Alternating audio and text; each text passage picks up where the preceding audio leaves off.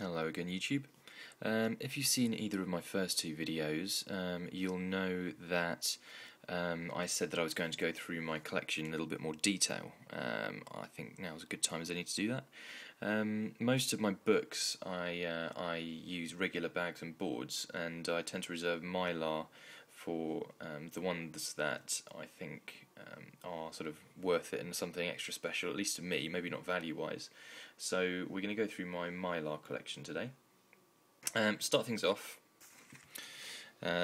This book is it's nothing hugely special really from a collectible point of view. I mean it's a 60s Silver Age book from 1965 with Jack Kirby art.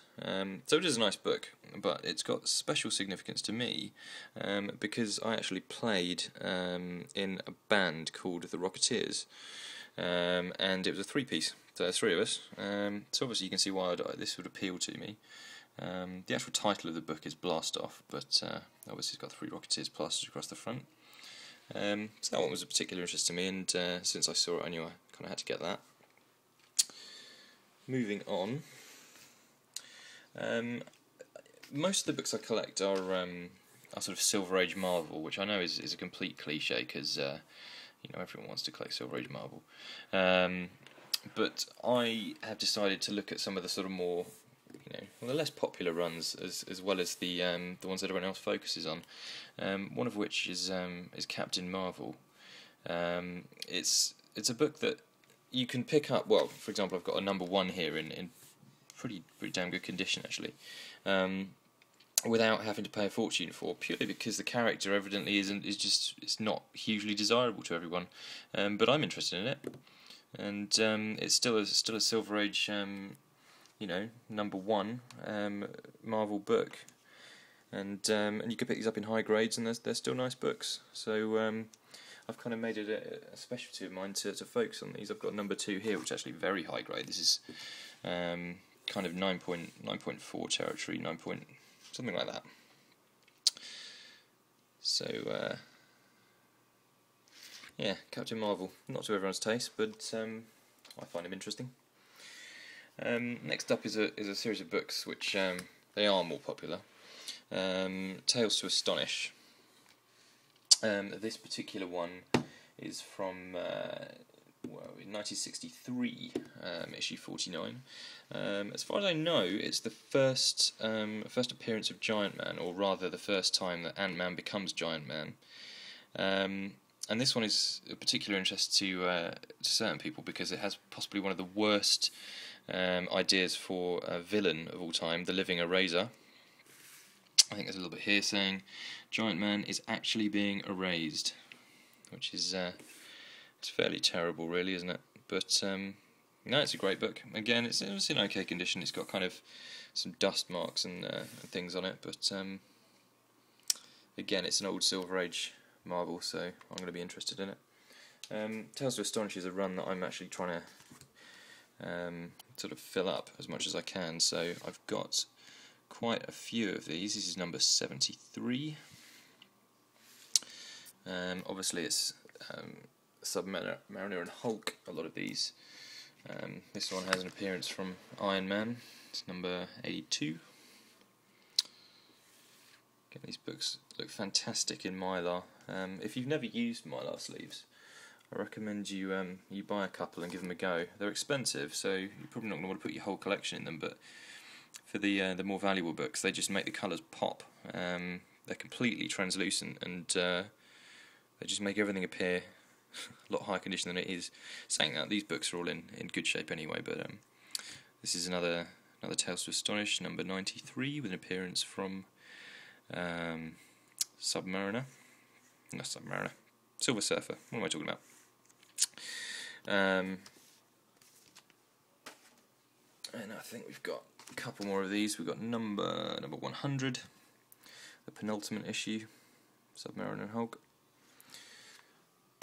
And number 101, the last ever issue of Tales to Astonish before it reverts to being the Incredible Hulk. And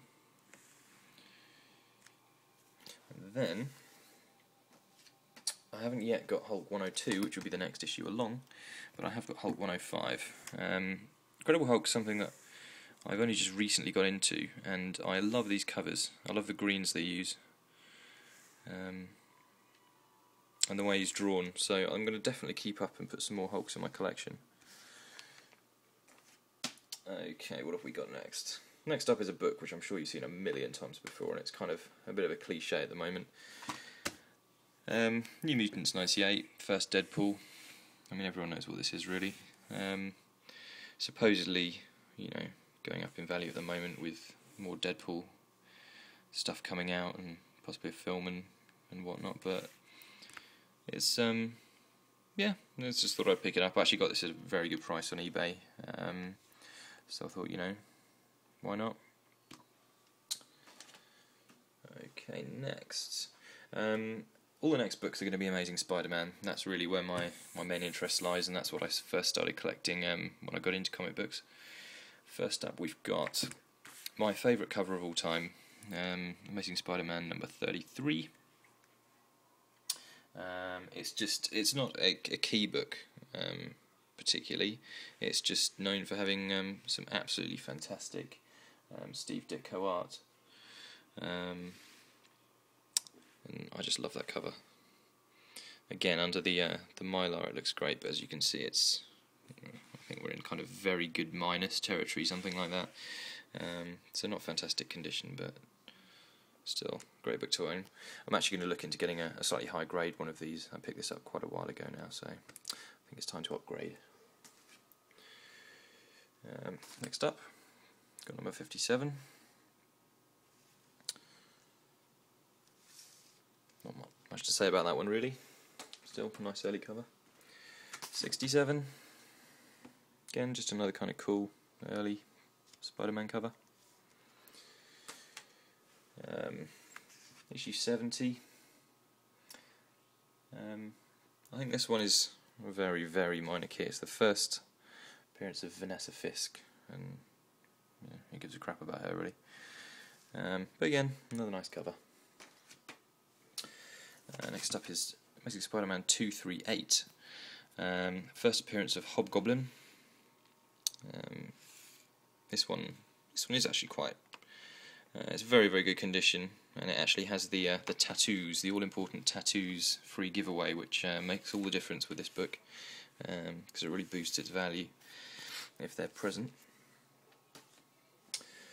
Next up, first signed book we're going to come across, which is Amazing Spider-Man 252.